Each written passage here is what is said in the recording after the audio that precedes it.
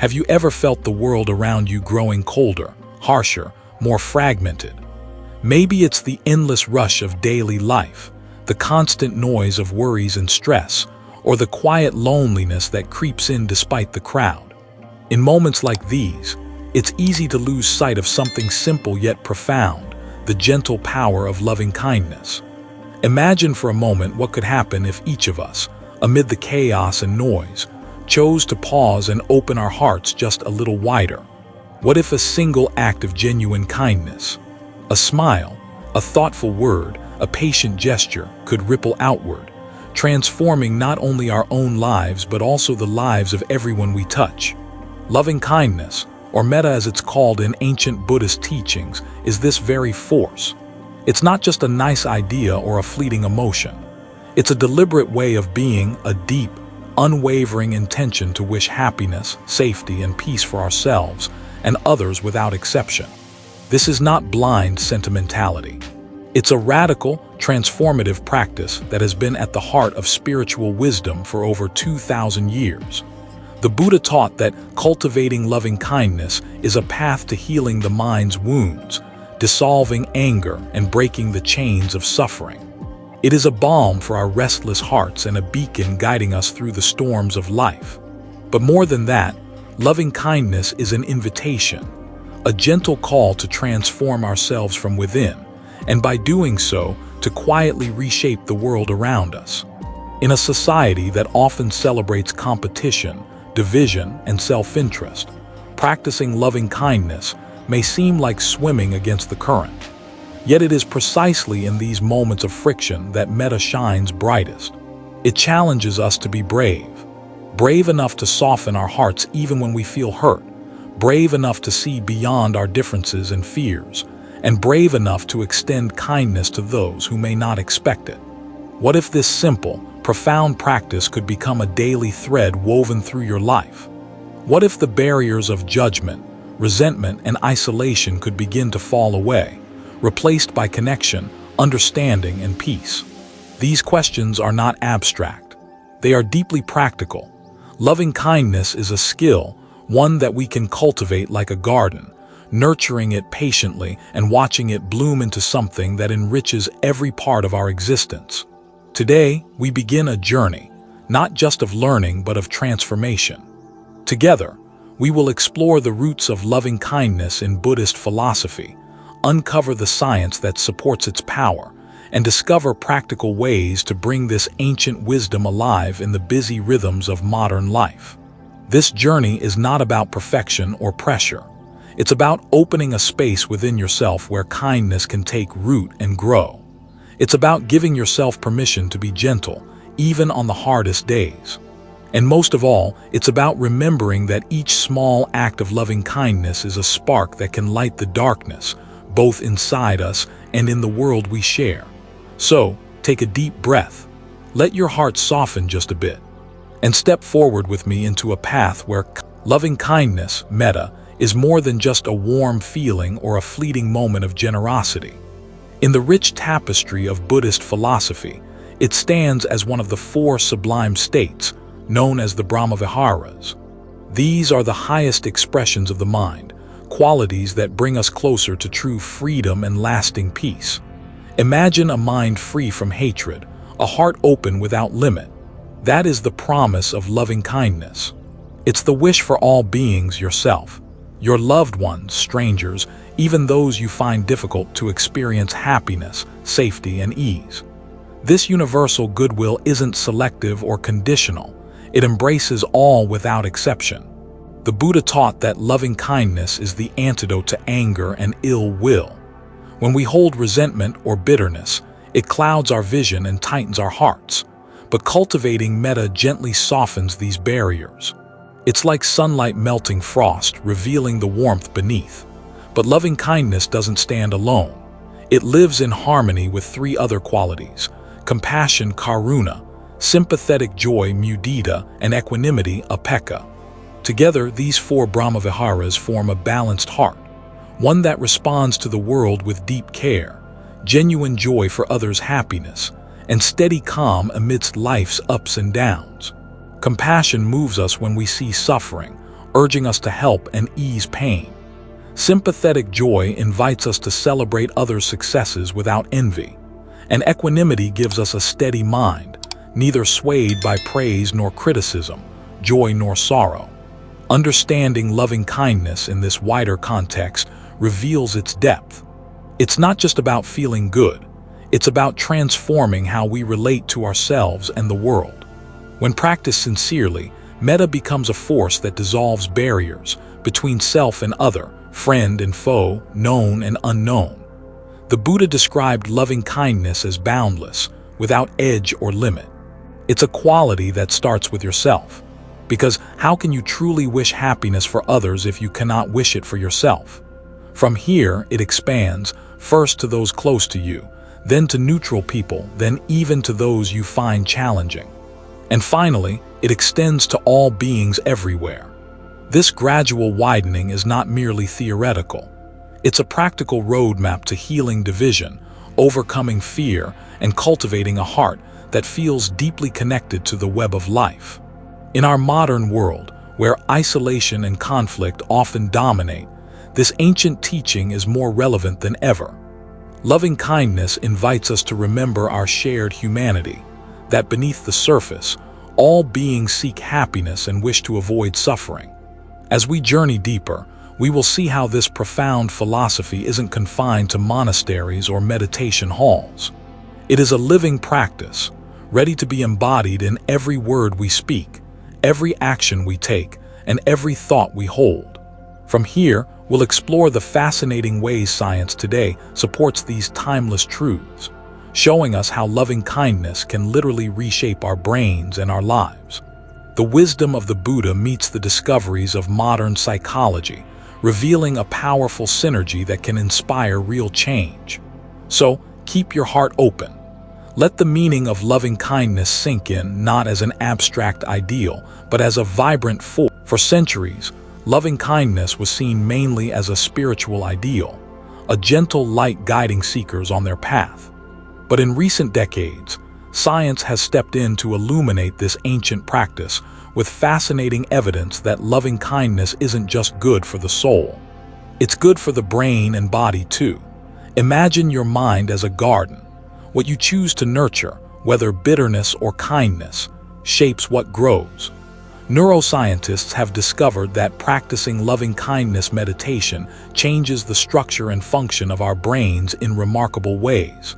Areas linked to empathy, emotional regulation, and positive emotions literally grow stronger. This is neuroplasticity at work, the brain's ability to rewire itself through intention and practice. Research shows that when we cultivate loving-kindness, levels of oxytocin, the so-called love hormone, increase, promoting feelings of trust and bonding. At the same time, stress hormones like cortisol decrease, helping us stay calmer in difficult moments. Psychologists also note that loving-kindness expands our emotional bandwidth. It softens the grip of negative emotions such as anger and fear, replacing them with feelings of warmth and compassion. People who practice loving-kindness regularly tend to experience greater resilience, better social connections, and improved overall well-being. But science doesn't stop at the brain or hormones. Loving-kindness affects our entire body. Studies find that those who engage in loving-kindness meditation often show lower blood pressure, reduced inflammation, and better immune function, a testament to how deeply mind and body are intertwined. What makes loving-kindness especially powerful is its ripple effect. When you send genuine goodwill toward yourself, it naturally extends outward, to those around you, and even to strangers. This doesn't just feel good. It changes how we relate socially. Acts of kindness encourage kindness in return, creating positive feedback loops in families, communities, and workplaces. Psychology calls this pro-social behavior, and loving-kindness is a direct gateway to it. It trains us to see others as connected to us, rather than separate or threatening. This shift in perception reduces prejudice and increases empathy, helping to heal divisions that often seem so entrenched. Science also helps us understand why loving kindness can be so challenging at times. Our brains are wired to respond quickly to threats and protect ourselves, often at the cost of compassion. This negativity bias served our ancestors well for survival, but in today's world, it can trap us in cycles of suspicion and fear.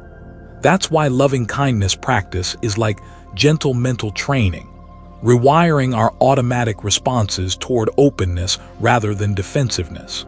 It's a gradual process, one that requires patience and persistence. As we recognize the science behind loving kindness, we see it's not just a lofty spiritual goal, but a deeply practical tool for modern living. It offers a way to heal emotional wounds, build stronger relationships, and cultivate a resilient mind that can face life's uncertainties with grace. In the next part of our journey, we'll move from theory and science to the heart of practice, exploring concrete, simple ways to weave loving kindness into your daily life. Because no matter how much we understand, it is through action, through living kindness, that true transformation takes root. So, breathe in this knowledge and prepare to step gently but firmly onto the path where ancient wisdom meets modern science. Loving kindness is a seed planted deep within us, but like any seed, it needs tending, water, and sunlight to grow strong. The good news: you don't need a monastery or hours of meditation to start cultivating this life-changing quality. Loving kindness can be woven into the fabric of your everyday moments, simple, powerful practices that shift your heart and mind step by step. Let's begin where it all starts, with yourself. It might sound strange at first, but wishing yourself happiness and peace is the foundation of all loving kindness. Many of us are quick to judge, criticize, or neglect our own needs. Yet how can kindness truly extend outward if it's not first kind at home? Try this. Find a quiet moment today, close your eyes, and gently repeat to yourself, "May I be happy. May I be safe. May I be free from suffering." Don't rush through it, allow the words to resonate, letting the warmth settle in your chest. This isn't about forcing positivity or ignoring pain. It's about creating a safe space inside where kindness can grow. From here, loving kindness naturally begins to radiate outward.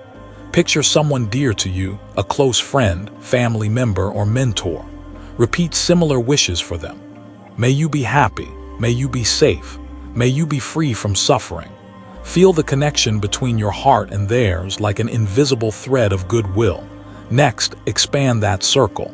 Think of someone neutral, a stranger you pass on the street, a coworker you don't know well.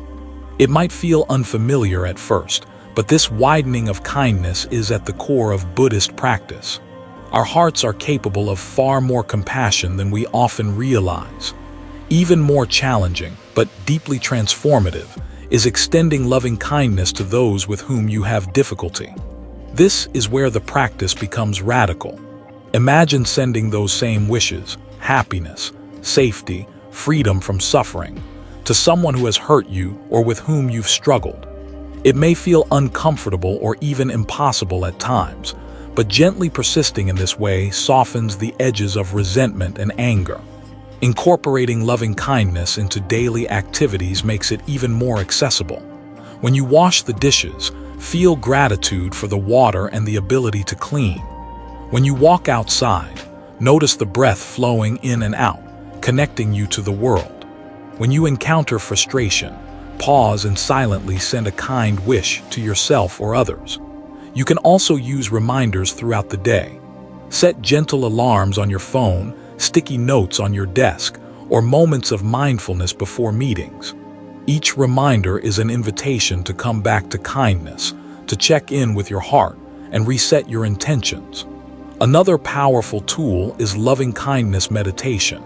Even 5 to 10 minutes a day can shift your mind profoundly. Sit comfortably, close your eyes, and silently repeat phrases like, "May I be happy. May you be happy. May all beings be happy." With practice, you begin to embody these words, letting kindness move from concept to experience. Remember, this is not about perfection. Some days will feel easier, Others will test your patience and resolve. But every effort, no matter how small, plants a seed. Over time, those seeds grow into deep-rooted compassion that informs your every action and thought. By cultivating loving-kindness daily, you become a living example of the Buddha's. Loving-kindness is often easiest when life is smooth, when people are kind, and when everything feels safe and familiar. But true transformation, the kind that changes the way we live and relate, happens when loving-kindness meets its greatest challenge. Difficulty? Think about the last time someone hurt you deeply. Maybe it was a harsh word, a betrayal, or ongoing conflict. How did your heart respond? Did it tighten, close off, or lash out? These moments test the very core of our compassion. Buddhist teachings don't ask us to ignore pain or pretend everything is okay. Rather, they invite us to meet difficulty with awareness and tenderness. Loving kindness in difficult situations is not about denying reality. It's about responding wisely, with an open heart instead of reactive anger. When we cultivate loving kindness here, it becomes a powerful balm. It softens the sharp edges of resentment and frustration. It reminds us that behind every person's actions, even harmful ones, lie fears, wounds, and struggles. Imagine extending a simple wish. May you be free from suffering. This doesn't mean excusing hurtful behavior, but recognizing the shared human experience of pain. Holding this awareness can release some of the heavy burden of anger, freeing space for healing. At the same time, loving kindness also includes ourselves. Difficult situations can leave us feeling vulnerable and wounded. Offering kindness inward, may I be safe, may I be at peace, is essential. Self-compassion replenishes our strength, so we can respond rather than react. Practically, this might look like pausing before responding to conflict, taking a deep breath, and choosing words rooted in kindness instead of judgment. It could mean setting healthy boundaries with love rather than fear. Sometimes, loving kindness in difficulty requires courage. It may mean forgiving when it feels impossible, or letting go of grudges that weigh heavily on your heart. Forgiveness here is not about forgetting or condoning harm, but about freeing yourself from the poison of hatred. When we practice loving kindness amid challenges, we transform conflict into opportunity to grow in patience, empathy, and understanding. This transformation ripples beyond our own hearts, touching those around us in subtle but powerful ways. In fact, many great teachers emphasize that loving kindness is strongest not in comfort but in adversity. It's the fire that tempers the steel of the soul. So when life tests you, remember this. Loving kindness is not a passive feeling, but loving kindness starts as a quiet flame within each of us, a simple intention to wish well for ourselves and others. But this flame has the power to ignite something far greater. Like a pebble dropped into a still pond, the effects of loving kindness ripple outward, touching not only those closest to us but entire communities and even the world. Think about the relationships in your life. How often do misunderstandings or small frustrations create distance? Now imagine if, instead of reacting with irritation or blame, each person responded with a moment of loving kindness. That single act could shift the atmosphere, soften hearts, and open the door to connection. In Buddhist teachings, this is called Metta, a boundless love that extends beyond personal ties to embrace all beings without discrimination. It is an antidote to the isolation, fear, and division that so often characterize human interactions. On a personal level, practicing loving kindness cultivates deeper empathy. We begin to see others not as obstacles or threats, but as fellow travelers on the same journey, each with their own struggles and hopes. This shift changes how we communicate, listen, and support one another. But the ripple effect goes beyond individual relationships. When kindness becomes a collective habit, it transforms communities. Acts of compassion create trust and cooperation, making neighborhoods safer and more vibrant. Kindness can break cycles of violence and alienation, planting seeds of peace where conflict once reigned. At a societal level, Loving-kindness challenges systems built on competition, exclusion, and fear. It calls us to envision a world where empathy guides policies, where justice is tempered with mercy, and where every person's dignity is honored. History shows us countless examples where movements rooted in compassion have sparked profound change, from civil rights to humanitarian aid. Loving-kindness, when shared widely, is a revolutionary force that heals wounds both visible and invisible. Science supports this too. Studies find that communities with higher levels of empathy and pro-social behavior tend to have lower crime rates, better health outcomes, and greater overall happiness. This isn't just idealism, it's a practical blueprint for a healthier society. Yet, the path of loving-kindness isn't always easy. It asks us to transcend narrow self-interest and embrace vulnerability.